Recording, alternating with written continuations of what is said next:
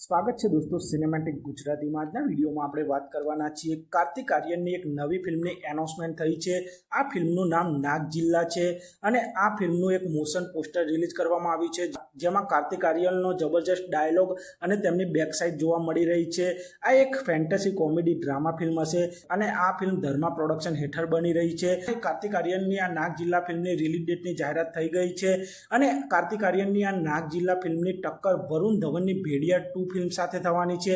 આજના વિડીયોમાં આપણે તેની વાત કરીશું। ચેનલ ઉપર નવા હો તો ચેનલને સબસ્ક્રાઇબ કરી દેજો। નાગ જિલ્લા ફિલ્મમાં કાર્તિક આર્યન ઈચ્છાધારી સાપના રોલમાં જોવા મળવાના છે, એટલે કે આ ફિલ્મ કોમેડીની સાથે એક ફેન્ટેસી ડ્રામા ફિલ્મ પણ હશે અને કાર્તિક આર્યન સૌ પ્રથમવાર આ પ્રકારનો કોઈ રોલ પ્લે કરી રહ્યા છે અને કાર્તિક આર્યનની નાગ જિલ્લા ફિલ્મ 14મી ઓગસ્ટ 2026ના રોજ એટલે કે નાગપંચમીના દિવસે સિનેમાઘરોમાં રિલીઝ થવાની છે અને આ જ દિવસે વરુણ ધવનની ભેડિયા 2 ફિલ્મ પણ રિલીઝ થવાની છે।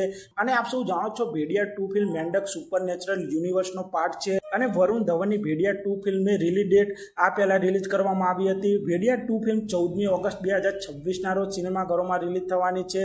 આમ બોક્સ ઓફિસ પર વરુણ ધવનની ભેડિયા 2 ફિલ્મ અને કાર્તિક આર્યનની નાગ જિલ્લા આ બંને ફિલ્મોની બોક્સ ઓફિસ પર ટક્કર થવાની છે અને આ બંને ફિલ્મોનો કોન્સેપ્ટ એકદમ યુનિક છે અને આ બંને ફિલ્મો કોમેડી ડ્રામા ફિલ્મ હશે, જેમાં એક બાજુ કાર્તિક આર્યન નાગના અવતારમાં જોવા મળવાના છે અને બીજી બાજુ ભેડિયા 2 ફિલ્મમાં વરુણ ધવન ભેડિયાના રોલમાં જોવા મળવાના છે।